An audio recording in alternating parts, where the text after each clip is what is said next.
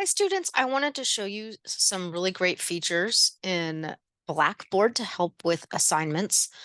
There is, this is English. However, all of your courses are set up this way. So under the lectures, you can click here for the really nice RISE presentation. That's going to be the most, visually interesting. However, you can also download them as Word.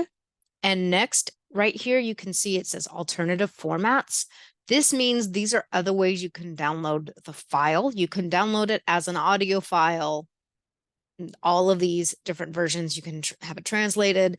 So that's a great option if you prefer to have them read to you. Also, if you download them in Word, which I recommend students do as a way to review, you can, as a Word document, have it read to you.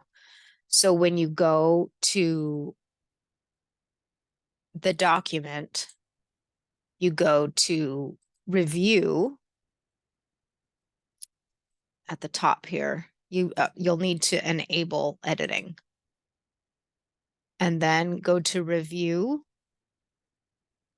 and click on the read aloud feature. And you will see that many assignments have that option to have the other format. So for example, I'm going to go to the course assessments tab, and you can see there's alternative formats for the business writing as well.